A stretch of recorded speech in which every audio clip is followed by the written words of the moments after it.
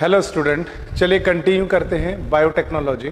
Last time हम लोग restriction endonuclease enzyme तक पहुंच गए थे। उसी एंजाइम का नॉमनक्लेचर हमने कंप्लीट किया था। नॉमनक्लेचर के बाद एंजाइम्स का और थोड़ा सा एक व्यू से हम देख लेते हैं। देखिए, जो एंजाइम न्यूक्लिक एसिड को कट करता है उसे कहते हैं nucleus. Actually name of enzyme based on the substrate on which it acted upon। जिस सबस्ट्रेट के ऊपर एंजाइम एक्टिवेट होता है या जिस सबस्ट्रेट पर अटैक करता है उसी सबस्ट्रेट के नाम से एंजाइम का नाम बनाया जाता है। जैसे कि लाइपेज, ये एंजाइम है जो लिपिड को ब्रेक डाउन करेगा। Protease is a enzyme which hydrolyze the protein and separate the amino acid। In the same sense, carbohydratase, the enzyme which dissolve or break down the carbohydrate। And now we are going to discuss about nuclease, the enzyme which is used to break down the nucleic acid। It is called as nuclease। This nuclease enzyme have been classified into two main categories। The first category is called as exonuclease and the second category is known as endonuclease। Endo means from interior and exo means from the external। Let us consider this is our DNA molecule, double stranded DNA।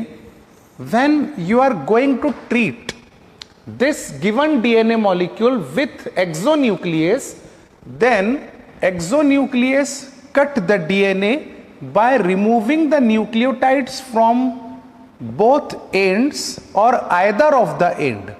जब आप test tube में DNA लेते हैं और exonuclease enzyme add करते हैं तो enzyme DNA के एंड से न्यूक्लियोटाइड्स को रिमूव करता है, यानी इस तरह से डीएनए को कट करता है by removing the nucleotide from ends of the DNA.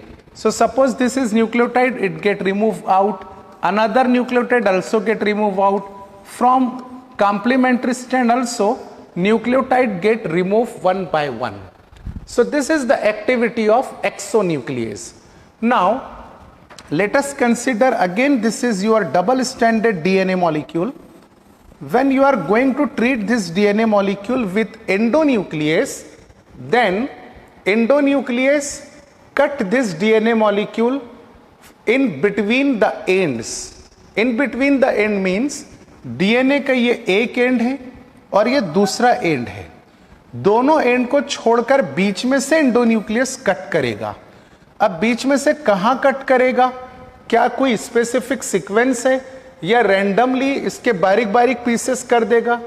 Answer है कि एंडोन्यूक्लियस एक पर्टिकुलर सीक्वेंस ऑफ न्यूक्लियोटाइड को आइडेंटिफाई करता है और वहीं पे डीएनए को इंसाइज मतलब कट करता है। वो जो सीक्वेंस ऑफ न्यूक्लियोटाइड है, मान लीजिए कि डीएनए इस साइड पर कट होता है, सो दिस यहां पर आने वाली सीक्वेंसेस को रिकॉग्निशन सीक्वेंस कहते हैं।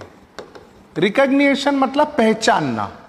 एंडोन्यूक्लियस को एक पर्टिकुलर सीक्वेंस पता होती है मान लीजिए, तो उसी सीक्वेंस को एंडोन्यूक्लियस आइडेंटिफाई करेगा और डीएनए को कट करेगा, दोनों स्ट्रैंड्स को कट करेगा।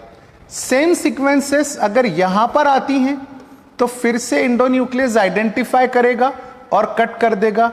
सिमिलर सीक्वेंसेस यहां पर भी है तो यहां से भी डीएनए कट होगा। इन रिकॉग्निशन सीक्वेंसेस को अलग अलग नाम से भी पहचाना जाता है। कुछ एंडोन्यूक्लियस एंजाइम ऐसे हैं, ध्यान से सुनिएगा, मैं सभी एंडोन्यूक्लियस की बात नहीं कर रहा हूं। कुछ एंडोन्यूक्लियस एंजाइम ऐसे हैं जिनका रिकॉग्निशन साइट पहली एंड्रोमिक डीएनए कहलाता है। रिकॉग्निशन साइट यानी पहचान वाली साइट। फॉर एग्जाम्पल मैं आपको एंडोन्यूक्लियस का एक नाम यहां पे लिख के देता हूं। एंजाइम का नाम है इको R1। इसको नॉमेनक्लेचर के अकॉर्डिंगली कल मैंने आपको एक्सप्लेन किया था।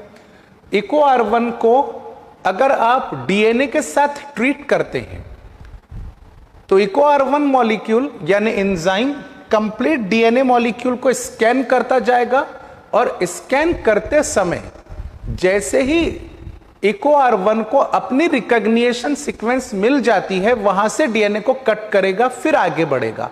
सेम सीक्वेंसेस हैं तो फिर से कट करेगा, यानी कितने पीसेस हो गए डीएनए के, ये डिपेंड करता है कि उस डीएनए पर कितने बार सेम रिकॉग्निशन सीक्वेंसेस रिपीट हो रही है। So this EcoR1 having recognition sequence which are palindromic in nature, palindromic sequence. अब पैलिएंड्रोमिक सीक्वेंस का मतलब मैं आपको एकदम शॉर्टकट ट्रिक से बताता हूं।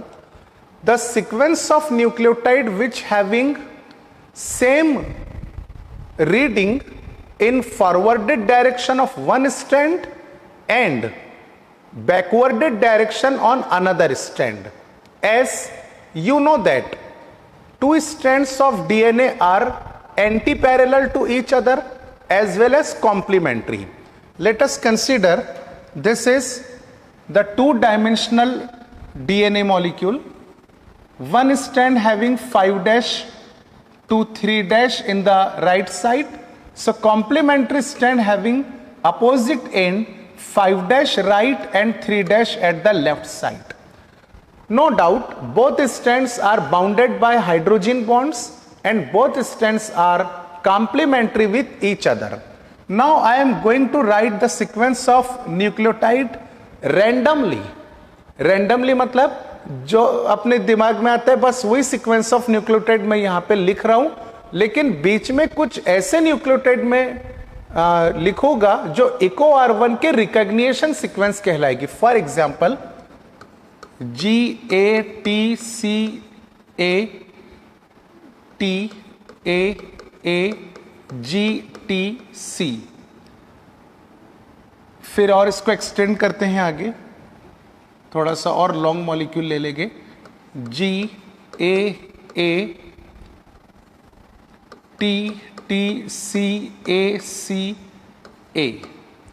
Okay, this is 3' end and here is a 5'. Now when we complete the sequence of nucleotide on any one strand, then sequence of nucleotide on the complementary strand must be fixed, and that are according to the complementary rule which is given by Erwin Charagaff. G का complementary है C, A का complementary है T, A G T A T T C, फिर A आ जाएगा G C T T A A G T G and here is T. Okay, एक मर्तबा आप लोग चेक कर लीजिए, वेरीफाई कर लीजिए। तो मान लीजिए कि यह आपका गिवन डीएनए मॉलिक्यूल है। इस डीएनए मॉलिक्यूल के ऊपर आपने एंजाइम ऐड किया, restriction endonuclease. Suppose this is that particular enzyme,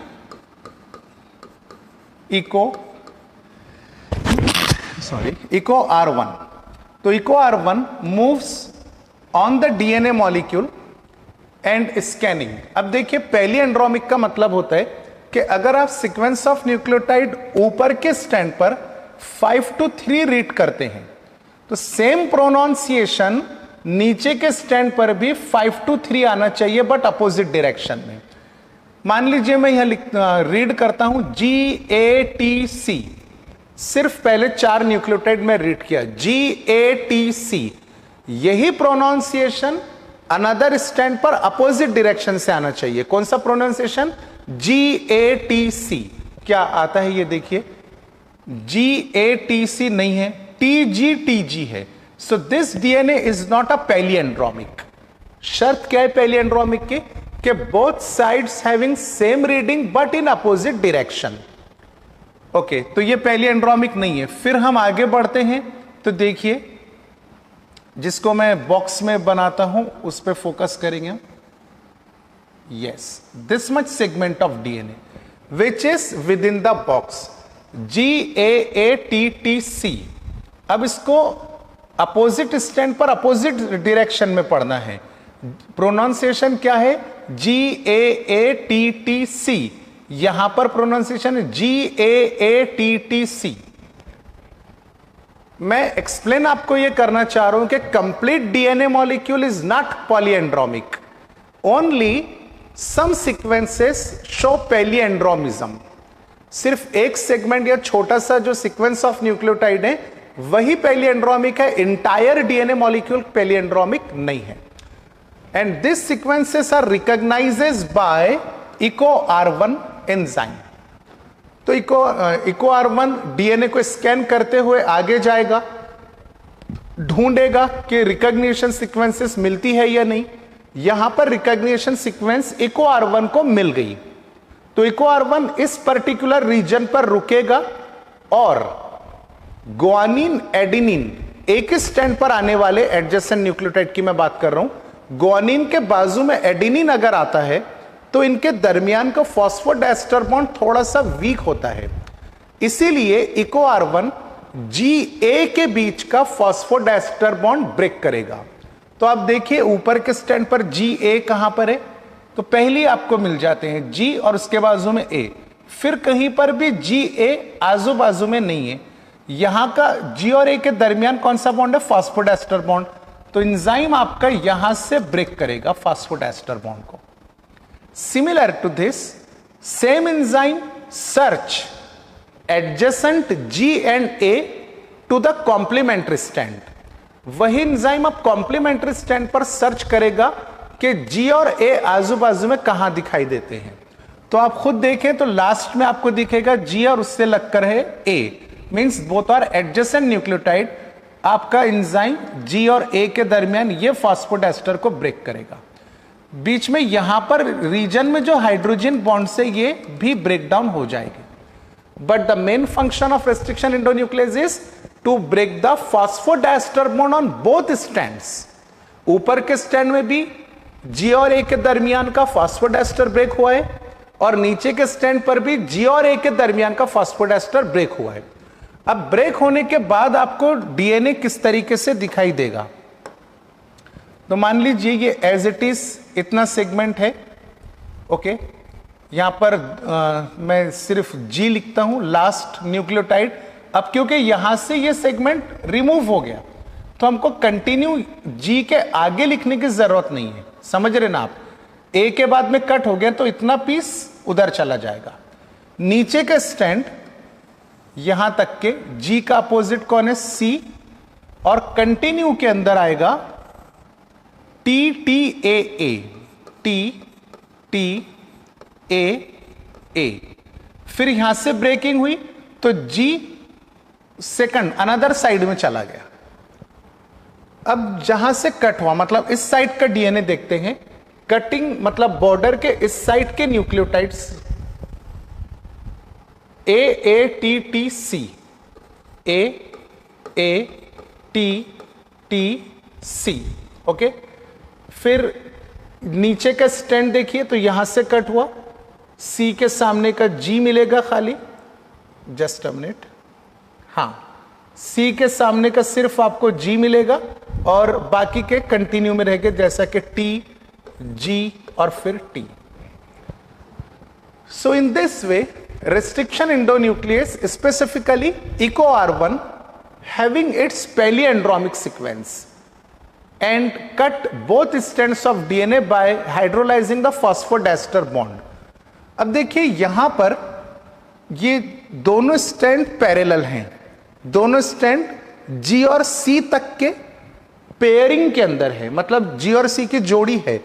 G के आगे कोई न्यूक्लियोटाइड नहीं है, पर नीचे के स्टैंड में C के आगे 4 न्यूक्लियोटाइड्स हैं, C के आगे TTAA। So this 4 nucleotide are unpaired, okay, क्योंकि इसके ऊपर पेयरिंग वाले न्यूक्लियोटाइड्स नहीं रहे, कट हो गया डीएनए इसकी वजह से। उस साइड में अगर आप जाते हैं तो AATT are unpaired but C have pair with G, और C के आगे भी जो न्यूक्लियोटाइड है वो एज इट इज रहेगी, जैसा T के सामने A, फिर यहां पे C, फिर यहां पर A। So unpaired end are generated by restriction endonuclease enzyme. These unpaired ends are also called as cohesive ends, or they are also called as sticky ends. ये 4 न्यूक्लियोटाइड जो अनपेयर्ड रह चुके हैं इस साइड में भी और अपोजिट साइड में भी, इन अनपेयर्ड न्यूक्लियोटाइड के लिए हम टर्म यूज कर सकते हैं कोहेसिव एंड और स्टिकी एंड। क्वेश्चन कि सर उसको कोहेसिव एंड क्यों कहा गया, स्टिकी एंड क्यों कहा गया? इसलिए कहा गया क्योंकि अगर फिर से कोई न्यू डीएनए मॉलिक्यूल, यही डीएनए को सपोज कर लीजिए, इसको वापस हम करीब लाते हैं और डीएनए लाइगेज एंजाइम ऐड करते हैं, तो लाइगेज का काम होता है फॉस्फोडाइस्टर को फिर से ज्वाइन कर देना। लाइगेज एंजाइम क्या करेगा, जब ये दोनों मॉलिक्यूल करीब आएंगे तो जी और इस ए के बीच में फिर से फॉस्फोडाइस्टर बॉन्ड लगा के इस तरह से मॉलिक्यूल को कंटिन्यू कर देगा। ए और जी के दरमियान फिर से फॉस्फोडाइस्टर ज्वाइन करके नीचे के भी स्ट्रैंड को कंटिन्यू कर देगा। सो this 4 nucleotides on upper strand and 4 nucleotides on lower strand are complementary to each other.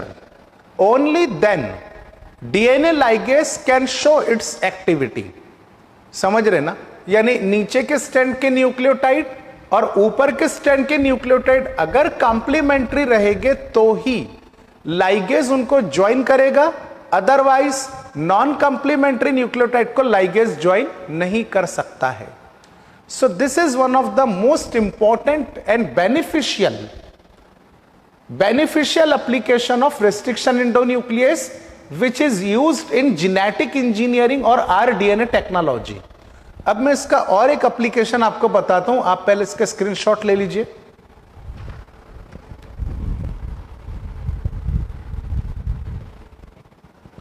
Okay, now let us consider this is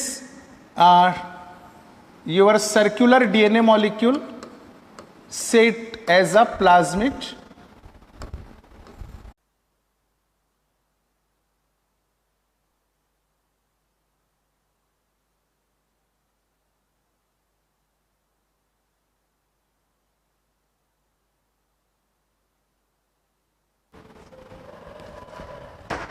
हाँ, थोड़ा सा कनेक्टिविटी का प्रॉब्लम था, रिजॉल्व हो चुका है, तो वेलकम बैक।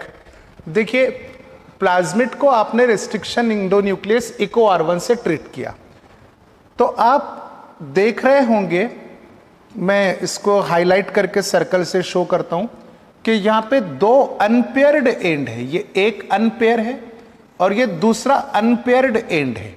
ओके, ऊपर का जो अनपेयर्ड एंड है, मान लीजिए कि यहां पर है G और यहां पर है C।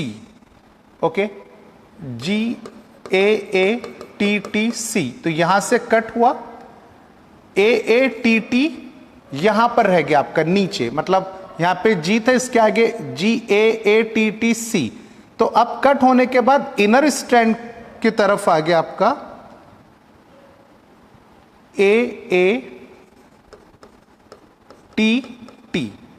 C और फिर continue.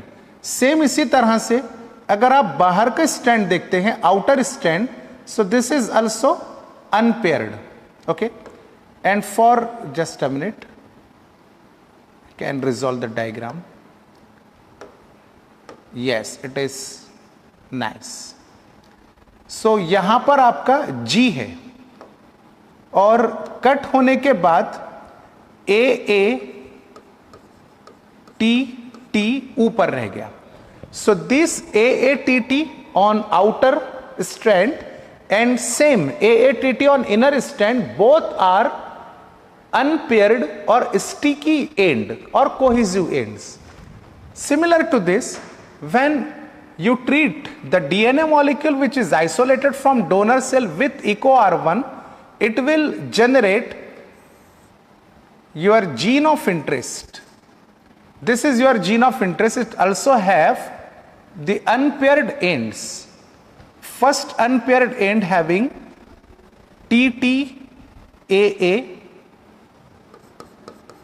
4 nucleotides, then continue pairing is occurring over here, and the last end also have the 4 unpaired nucleotides that are also AATT. Yes, ATT. So whatever be the matter, when you are using the single test tube now and add both DNA in the same, and now you are going to add the DNA ligase enzyme, तो DNA ligase क्या करेगा कि इस DNA molecule पर end से TTAA है उसको यहां पर ज्वाइन कर देगा, because they are complementary with each other, and this end is attached to inner strand, this end attached to the outer stand in this way, because AATT and TTAA are complementary to each other. Here also AA and from end TTA are complementary to each other. So when the sticky ends of gene of interest and sticky ends of plasmid get joined with each other, then you will get a resultant DNA molecule. That resultant DNA molecule is like this. This is plasmid DNA and this is your desired gene. So this DNA molecule which contain the 2 different segment of DNA from different organism, this is called as rDNA, that is recombinant DNA, and recombinant DNA is also called as chimeric DNA. Okay, अब ये chimeric DNA को आप bacterial cell के अंदर transfer करेंगे by the process of transformation. हम लोगों ने molecular basis of inheritance chapter में ग्रिफिथ साहब का एक्सपेरिमेंट स्टडी किया था, इसके पहले भी मैं आपको बताया हूं. उसमें हुआ ये था कि जो लिविंग आर स्ट्रेन था उसने हीट किल्ड एस स्ट्रेन का डीएनए अपने अंदर एब्जॉर्ब कर लिया था, and this process is called as transformation. So living R get change into living S strain due to activity of particular DNA segment. So when DNA is enter in the bacterial cell, it is called as transformation. I am revising once again.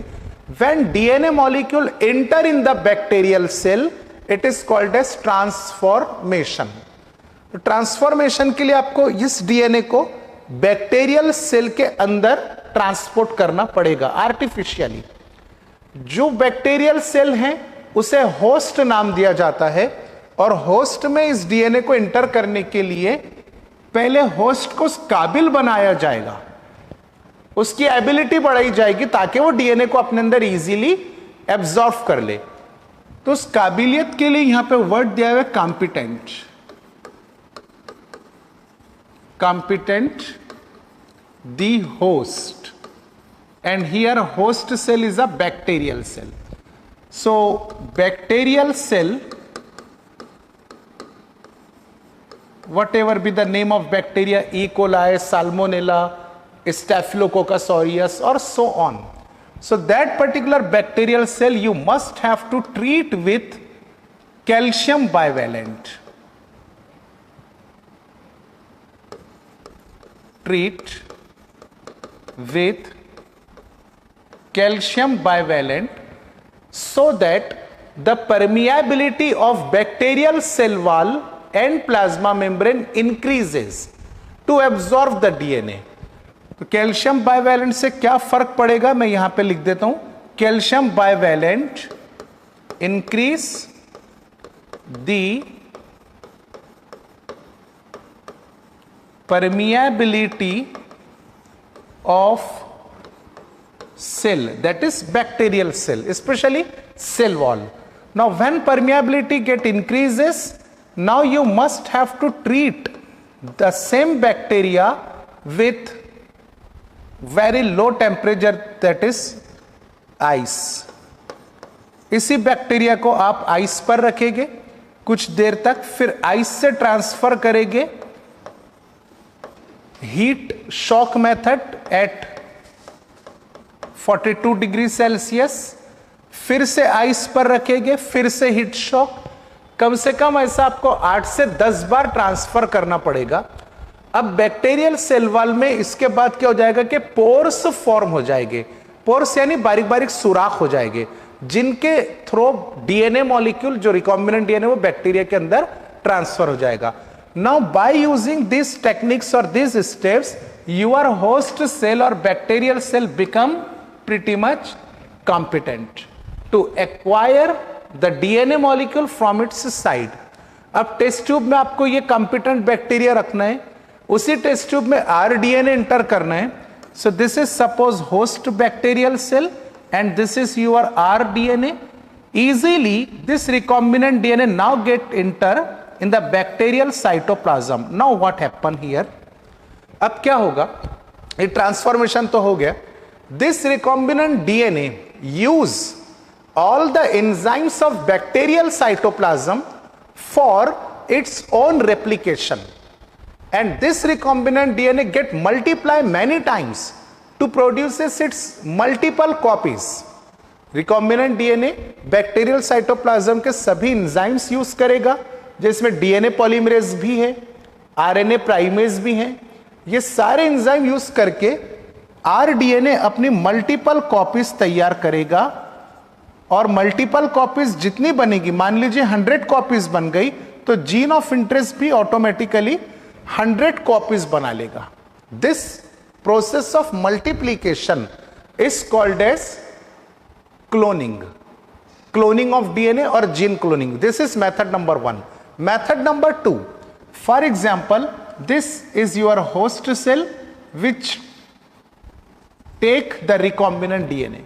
ये host cell है जिसने recombinant DNA को acquire कर चुका है, यानी transformation हो गया। जब आप इस बैक्टीरिया को न्यूट्रिएंट मीडियम पे रखते हैं, so this bacteria absorb all the essential nutrient and divide by binary fission process and form many daughter bacterium. 1 से 2, फिर 2 से 4, 4 से 8 कंटिन्यू हो गए, and each daughter bacterium contain 1 copy of recombinant DNA. So in this way, as many as number of bacteria get formed in the colony, each bacteria contain the recombinant DNA along with the desired gene or gene of interest. This is also called as gene cloning, and this is also called as gene cloning. So there are two options. Within single bacteria, multiple copies of plasmid may be formed. It is called as gene cloning. And when bacteria get divided, its daughter bacterium contain, each daughter bacterium contain at least 1 copy of recombinant DNA. It is also gene cloning. So this is all about the steps which are involved in rDNA technology. Now we are studying the remaining part in the next video lecture. Thank you very much. Have a nice day.